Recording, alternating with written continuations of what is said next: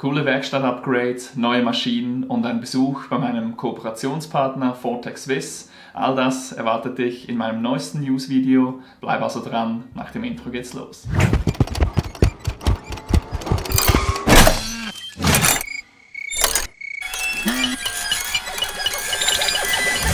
Ja, es ist endlich wieder mal Zeit geworden, so ein News-Video zu drehen. Ich habe das lange nicht mehr gemacht. Es hat sich einiges getan hier in der Werkstatt. Eine der größten Neuerungen seht ihr hinter mir. Das ist dieser riesige Schrank hier aus OSB, dieses riesige OSB-Monster, das ich gebaut habe. Vielleicht erinnert ihr euch noch an meine ersten Videos, wie es hier hinten ausgesehen hat.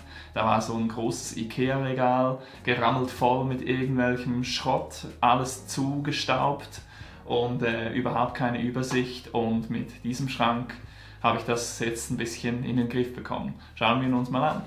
Ich habe mir lange Gedanken gemacht, ob ich nicht einen Schrank kaufen möchte, bin dann aber drauf gekommen, dass es eigentlich günstiger ist und auch eine schöne Herausforderung, so einen Schrank zu bauen. Wirklich schön ist er eigentlich nicht geworden, es ist wie gesagt ein richtiges OSB-Monster geworden. Ich habe zum Beispiel auch hier die Spaltmaße falsch kalkuliert. Ich habe daraus dann einfach das Beste gemacht und hier dieses blaue MDF angefügt. Ich finde, das sieht eigentlich noch ziemlich cool aus, hier mit diesen blauen Akzenten. Und ja, schauen wir doch mal rein. Nicht schön, aber es hat sehr viel Platz für all mein Zeugs, das ich brauche. Keine Ahnung, Leim, Schrauben, irgendwelche Hilfsmittel. Hier habe ich noch so ein Brett gebaut, wo ich all meine Akkus laden kann für die Schrauber, für das Licht, das ich zum Filmen brauche, Akkus für die Kamera, hier für die GoPro-Kamera. Hier ist Zeugs von Rubio Monocode drin, komme ich später noch dazu. Und auch sonst einfach einen Haufen Kisten, wo ich mein Zeugs wiederfinde, die Kisten angeschrieben. Ja, sicher die bessere Übersicht, als ich sie vorher hatte. Hier habe ich auch noch zwei Whiteboards angebracht, einfach wenn ich mal irgendwelches Zeug notieren will, Sachen, die ich bauen möchte, die mir gerade in den Sinn kommen oder vielleicht mal für ein YouTube-Video was erklären. Mega oft brauche ich sie ehrlich gesagt nicht, aber wenn ich sie dann mal brauche, bin ich froh, dass sie da sind. Dazu habe ich mir auch noch diesen Stiftehalter hier gebaut, einfach damit die Stifte ihren Platz haben und ja, coole Sache, kann man machen. Hier unten habe ich Platz gelassen für 4 solche Schubfächer, wo ich einfach meine ganzen kleinen Holzreste lagern kann. Kommt immer wieder mal gelegen, wenn man solche kleine Reste hat. Ich schmeiße einfach ungern etwas weg, darum habe ich mir hier dieses System gebaut. Was ebenfalls noch cool ist dieses kleine Fach hier. Hier drin ist die Kabelrolle von Vortec, die an der Wand montierbare Kabelrolle von Vortec, 15 Meter langes Verlängerungskabel. Ich habe jetzt nicht die größte Werkstatt, aber es kommt tatsächlich vor, dass ich in einer Ecke Strom benötige, wo ich mit den normalen Steckdosen und meinen Geräten fast nicht hinkomme. Da ist dieses Ding einfach mega praktisch. Kann man hier rausziehen. 15 Meter lang ist wie gesagt ein bisschen übertrieben für meine Werkstatt, aber es ist ein richtig cooles Teil. Wenn man es nicht mehr benötigt, einfach ziehen. Dann verschwindet das Ding wieder. Man kann das hier reinschmeißen, zumachen und gut ist. Die andere Seite des Werkstattschranks bietet eigentlich nichts Spezielles, sieht eigentlich genau gleich aus wie auf der anderen Seite. Einfach wieder viel Stauraum für mein Zeug, Bunsenbrenner, Bohrständer, ein paar kleinere Werkzeuge, ein paar Templates, die ich gemacht habe, sind hier drin und Jigs, ein bisschen Epoxidharz und Kameraequipment. Ja, nichts Spezielles, einfach viel Stauraum, der mir einfach total praktisch und gelegen kommt. Auf dieser Seite des Werkstattschranks ist noch was Cooles, und zwar sind hier meine ganzen Korpuszwingen verstaut. Die sind jetzt gerade nicht hier, weil ich gerade ein großes Stirnholzschneidebrett verleime. Da sind die gerade im Einsatz, aber sonst könnte ich die hier hinten verstauen. Gute Sache. Und auf dieser Seite des Schranks habe ich noch diese kleine Garderobe angebracht, wo ich immer meinen Schlüssel aufhänge, oder diese Arbeitsjacke, zu der ich gleich noch komme. Ja, und wenn wir schon bei dieser Arbeitsjacke sind, kann ich gleich noch eine weitere Neuigkeit verkünden. Ich habe einen neuen Kooperationspartner gewonnen, und zwar ist das die Firma Cooltech. Das ist ein ganz toller Werkzeugladen in Pfäffikon, Kanton Zürich. Und da gibt es eben ganz tolle Marken, wie zum Beispiel diese FHB Arbeitsbekleidung, die ich sehr gerne trage in der Werkstatt. Weiter zum Beispiel Marken wie Maffel, die jetzt auch öfters mal bei mir auftauchen. Das erste Maschinchen, das ich bekommen habe, ist diese Tauchsäge, die MT55cc, die ich total gerne verwende. Das ist ein richtig geiles Upgrade für meine Werkstatt. Ich hatte ja vorher diese Handkreissäge, das war eigentlich eins meiner allerersten Geräte, die ich gekauft habe. Habe das auch oft benutzt, aber man muss ganz ehrlich sagen, dieses Teil ist einfach 100-mal geiler als jede Handkreissäge. Tauchkreissäge in der Werkstatt kann ich echt absolut empfehlen und insbesondere natürlich dieses Ding. Ja, und weil mir die Firma Cooltech zur Tauchsäge ganz viel Zubehör mitgeliefert hat, habe ich in der ganzen Euphorie hier dieses letzte Stück Wand genommen und eine kleine Maffel-Wand draus gemacht. All die Führungsschienen, die ich bekommen habe, Verbindungsteil, Zwingen und dieses Absaugzubehör für das Aerofix-System. Das werde ich jetzt in diesem Video nicht mehr vorstellen, das würde den Rahmen ein bisschen sprengen. Aber schaut doch immer mal auf meinem Instagram-Kanal vorbei, da stelle ich diese Sachen immer vor und ja, könnt ihr mal schauen, ob das auch was für euch ist. Ja, bleiben wir doch noch kurz einen Moment bei der Firma Cooltech. Die hat mir nämlich nicht nur diese Tauchsäge zur Verfügung gestellt, sondern auch dieses tolle Gerät hier. Und zwar ist das ein Dickenhobel, der DH330 von Metabo. Warum ein neuer Dickenhobel? Ihr mögt euch vielleicht noch erinnern, dass ich den Triton Dickenhobel im Einsatz hatte. Der ist mir kurz bevor er 2 Jahre im Einsatz war, verreckt. Ich habe das, glaube ich, auch in einem meiner letzten Videos thematisiert. Ich habe damals erwähnt, dass ich noch versuche, Ersatzteile zu bestellen, um das Ding wieder zum Laufen zu bringen. Ich habe das versucht, aber alles erfolglos. Das Ding war hin. Ich habe es zurückgebracht, wo ich es gekauft habe. Das wurde dann eingeschickt und ich habe den Kaufbetrag zurückbekommen. Und wie gesagt, die Firma Cooltech hat mir dieses tolle Gerät zur Verfügung gestellt. Ich habe noch nicht so viel damit gemacht. Ich habe aktuell ein Hirnholzschneidebrett in der Mache. Da habe ich ganz viel Massivholz damit gehobelt und ich bin wirklich top zufrieden damit. Also Hobelschlag wirklich minimst, also absolut cool. Kein Vergleich zu der Triton, zu dem Triton Dickenhobel, den ich vorher im Einsatz habe. Tolle Maschine. Dafür bin ich Triton treu geblieben, wenn es ums Thema Abrichten geht. Und zwar habe ich diese kleine Abrichte gekauft, wahrscheinlich vor etwa einem halben Jahr oder so. Und auch gleich diesen Wagen dafür gebaut, mit diesen Schubladen. Der kommt übrigens ohne Schubladenauszüge aus, respektive ich habe die selbst gemacht, einfach mit Holzleisten und klappt wunderbar. Also wenn ihr mal keinen Bock habt, Auszüge für Schubladen zu kaufen, könnt ihr das problemlos auch ohne machen. Wenn euch interessiert wie gesagt, schaut auf meinem Instagram-Kanal vorbei, da seht ihr das detailliert, wie das vonstatten ging. Da drin in den Schubladen bewahre ich jetzt vor allem Massivholzabschnitte auf, die mir vielleicht noch für Schneidebretter, Kistchen etc. Dienste leisten werden. Ja, ich bin soweit eigentlich ganz zufrieden mit der Maschine. Ich finde, die macht schöne Hobelergebnisse. Ist natürlich klein, keine Frage. Ich bin jetzt nicht so der Möbelbauer, dass ich eine riesen Abrichte brauche. Ich hätte auch gar keinen Platz hier drin. Von daher bin ich eigentlich zufrieden damit. Bis so 1 Meter kann man damit wunderbar abrichten. Und alles andere muss ich dann halt schauen, wie ich es mache. Ich finde es okay. Ein kleines Upgrade, respektive eine Anpassung habe ich hier noch vorgenommen. Vielleicht mögt ihr euch an mein letztes News-Video erinnern, wo ich diese Absaugverteilung erstmals vorgestellt habe. Da sind diese einzelnen Schieber so auf Gewindestangen montiert gewesen mit den Rohren hier und irgendwie war das ein bisschen ein Murks. Also einfach überhaupt nicht stabil und alles ein bisschen eine fummelige Angelegenheit. Ich habe jetzt darum diesen Kasten gebaut, wo ich alle Maschinen hier auf dem Tisch ansteuern kann. Das hier wäre zum Beispiel die Kappsäge. Hier haben wir den Tellerschleifer und die Bohrmaschine und ich finde, das ist eigentlich die viel bessere Lösung und funktioniert auch wunderbar. Und damit sind wir durch die Neuigkeiten in der Werkstatt eigentlich schon durch. Ich habe jetzt so ein paar kleinere Sachen ausgelassen. Ich habe zum Beispiel irgendwelche Halter für Sägebänder gemacht oder an der Decke oben einen Halter für meine Stative. Nicht so spannend, mir geht einfach langsam der Platz aus. Darum werden jetzt hier die Wände und Decken erobert mit allen möglichen Haltern, damit ich am Boden wirklich genug Platz habe, um zu arbeiten. Jetzt kommen wir sowieso zum wichtigsten Teil. Wir machen noch eine kleine Reise, einen kleinen Ausflug zu meinem Kooperationspartner Vortex Swiss.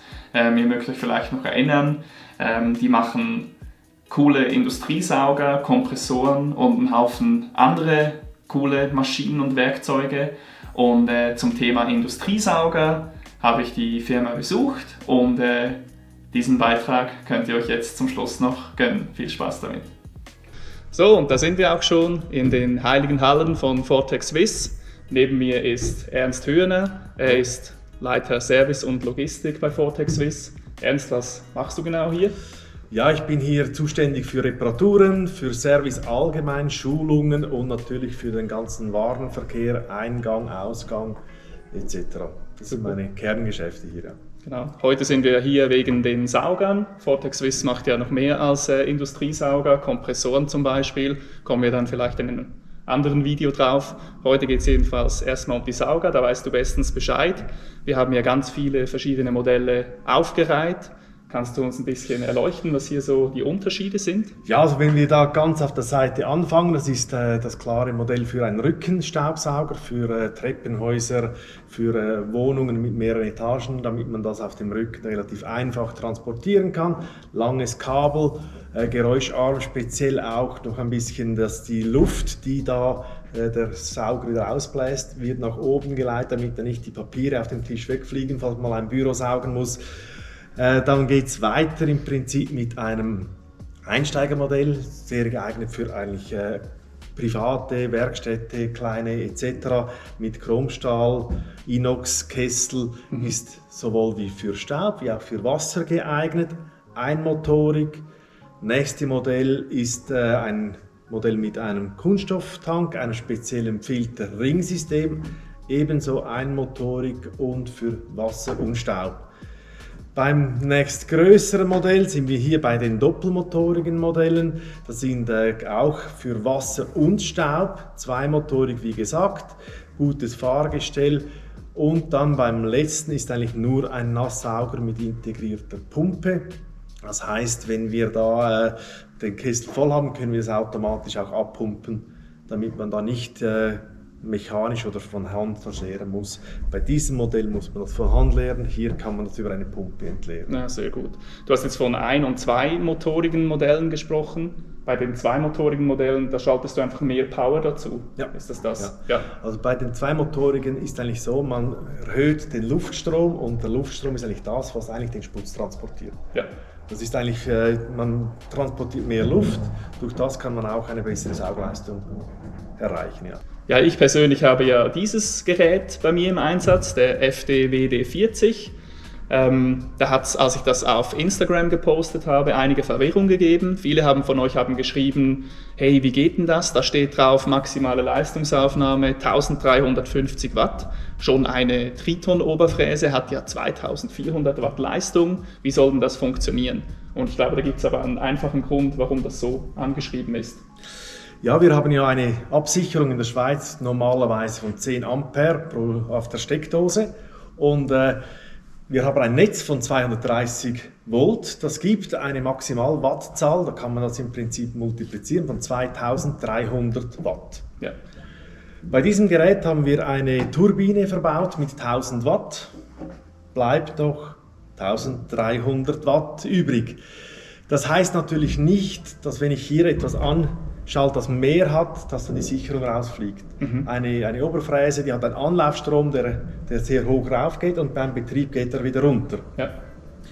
Und der Motor von der Turbine sieht ein bisschen ähnlich aus, geht hoch und wieder runter. Das Problem ist aber das, wenn man da zu viel anhängt, dann werden die Leitungen warm und zum Schutz der Leitungen ist diese Sicherung verbaut, wo dann irgendwann mal auslöst, man sagt, jetzt hast du zu viel, zum Schutz von allen Leitungen im Haus drin, schaltet die aus. Ja. Es kann aber durchaus sein, dass man da natürlich viel größere Maschinen anhängen kann, die aber nur über die Spitze so viel braucht, im Betrieb selbst aber viel weniger. Das hast du mir mit der Oberfräse erklärt, die hat beim Anlaufen Ja. die wirklich viel Leistung, die sie braucht, Ja. und danach pendelt sich das ein bisschen. Das kommt runter. Ja, genau. Alles klar, so kann man das erklären. Jetzt kommt natürlich das, jetzt könnte man sagen, na gut, das kann man ja 2300 Watt an der Steckdose anhängen. Prinzipiell ja, aber wir verkaufen ja eigentlich einen Sauger, der sich automatisch einstellt, wenn man ein Werkzeug betreibt. Wir verkaufen keine Kabelrolle, damit man irgendwie eine Zusatzsteckdose irgendwo im Raum drin hat. Genau. Sehr gut. Ich habe das Ding jetzt schon, keine Ahnung, vielleicht 1,5 Jahre im Einsatz. Und am Anfang hat es mich immer ein bisschen gestört. Das Ding hat ja eine Einschaltautomatik. Also ich habe da eigentlich all meine Maschinen angehängt, also Kappsäge, Tellerschleifer, Bohrmaschine etc. Und wenn ich die einschalte, schaltet sich der Sauger auch automatisch ein. Was mich da jeweils gestört hat am Anfang, ist, dass das Ding sehr lange nachläuft. Also die Nachlaufzeit nach dem Abschalten der Maschine, die war ziemlich lang. Aber ich glaube, auch da hast du eine gute Erklärung, warum das gut ist, wenn das ein bisschen lange nachläuft. Ja, da gibt es natürlich zwei Hauptgründe. Der erste Grund ist, wenn die Maschine abgestellt wird, also das Werkzeug abgestellt wird, dann ist ja irgendwo noch Holzstaub im System, auf dem Brett, überall. Das wird noch abgesaugt. Da braucht es natürlich etwas länger. Das zweite ist, wenn ich da was schaue und wieder anstelle, dann hätte ich permanent ein Auf und Ab. Und Motoren haben das nicht so gern, dass man da immer ein, aus. Darum ist diese Nachlaufzeit, dann gibt es auch noch ein bisschen Zeit, um zu überlegen, muss ich jetzt wieder einschalten oder nicht. Also es macht durchaus Sinn, dass man da nicht permanent ein- und ausschaltet. Ja. Und die Verzögerung ist aus diesen beiden Gründen eigentlich sehr sinnvoll. An dieser Stelle machen wir einen kleinen Einschub und möchten über die verschiedenen Staubklassen sprechen, die diese Sauger haben. Da gibt es ja L, M und H. Kannst du uns da ein bisschen die Unterschiede aufzeigen? Ja, also primär sprechen wir von Staubklassen. Also jeder Staub ist eigentlich nicht gesund für uns so im Detail, aber wir haben natürlich da verschiedene Klassifizierungen. Die L, das ist im Prinzip die kleinste Klasse, ist zu Hause, Hausstaub, Teppich etc. Das sind unbedenkliche in Anführungszeichen Staubarten, aber beim M sprechen wir schon für leicht gesundheitsgefährdete Stoffe. Da setzen wir eigentlich diese Klasse ein in Werkstätten, Bastelräume, Schreinereien etc., wo wir mit Material arbeiten, wo doch schon ein bisschen der Gesundheit schaden. Wichtig ist zu wissen, was man verarbeitet. Es gibt auch Holzarten, wo wir schon in die Klasse H reingehen, in die wirklich gesundheitsgefährdeten Klassifizierungen, und das sollte man bei Tropenhölzern mal nachforschen, was es ist. Okay, ich habe ja jetzt den M-Sauger zu Hause. Ich habe zu Beginn meiner Handwerkerzeit habe ich viel mit Plattenmaterial gearbeitet, Multiplex etc. Da wäre M noch okay. Ja. Jetzt gehe ich mehr so Richtung Thema Harthölzer, also wirklich auch Tropenhölzer, afrikanische Hölzer etc. Da würde es sich jetzt eigentlich anbieten, auf H aufzurüsten. Und ich glaube, das geht ja auch mit diesen Saugern. Also grundsätzlich ist so, bessere Filter sind sicher nicht verkehrt. Das mal so. Jetzt, um das rasch erklären, wie diese Filter sind. Also wir haben hier drin den normalen Filter. Wir können das einfach so rausziehen. Hier hinten ist relativ einfach rauszunehmen. Ich würde immer anraten, mit Handschuhen, um sich selbst zu schützen, je nachdem, was man verarbeitet hat, und auch mit Mundschutz. Kann man einsetzen. Das ist die Klasse M für Werkstätte, Holzstaub etc., auch Lack, Leim, wo man da verarbeitet. Genauso wie ich es jetzt zu Hause habe. Genau. Und wenn ich es jetzt auf H aufrüsten möchte, was müsste ich da machen? Da kommt dieser Zusatzfilter dazu, der ist zertifiziert, man kriegt da ein Zertifikat mit Seriennummer und auch mit der Klasse. Da wird jeder Filter Genau. einzeln getestet, Genau. und bekommt man dieses Zertifikat. Richtig. Sehr schön. Der ist im Inneren des Saugers, und wir können den einfach kurz umdrehen. Und das ist unter dieser Glocke. Die kann mit einem normalen Kreuzschraubenzieher. Und da ist beim M jetzt eigentlich gar nichts drin in dem Fall? Das ist leer, ja. Ah, okay. So. Kann man die abheben, Filter einsetzen, Glocke wieder zu. Ganz einfach gemacht und schon ist man in der höheren Klasse. Super, dann weiß ich, was ich als nächstes mache. Meinen Sauger auf die H-Klasse umrüsten. Ja, perfekt. Wir sind eigentlich schon am Ende von unserer kleinen Schau hier mit den Vortec Staubsaugern in verschiedenen Modellen. Ihr könnt die ebenfalls anschauen kommen, und zwar an der Holz. Das ist die Fachmesse für die Holzbranche. Die findet vom 11. bis 15. Oktober in Basel statt. Vortec Swiss hat dort einen Stand, und zwar ist der in der Halle 1.1. Der Stand B60, könnt ihr all die Maschinen anschauen und die weiteren Anlagen und Werkzeuge, die Vortec Swiss so verkauft. Sehr spannende Sachen dabei. Ernst, ich danke dir vielmals für das Gespräch, war sehr spannend, und ja, wir sehen uns bald wieder. Macht's gut, bis dann, tschüss. Und da sind wir auch schon wieder zurück hier in der Werkstatt. Ich hoffe, ihr hattet einen coolen Einblick in die Firma Vortec Swiss und ihre verschiedenen Industriesauger und natürlich auch hier in die ganzen Neuerungen, die ich hier in der Werkstatt so bastle. Wenn euch das Video gefallen hat, würde ich mich sehr freuen, wenn ihr meinen Kanal abonniert. Wir haben vor kurzem 1000 Abonnenten erreicht, bin ich mega stolz drauf und möchte euch herzlich danken für all den Support. Freue mich sehr, wenn ihr auf das Video ein Like da lasst, was Nettes in die Kommentare schreibt. Demnächst gibt es auch wieder Projektvideos, klarer Fall. Und ich würde sagen, vielen Dank fürs Zuschauen, bis zum nächsten Mal und macht es gut.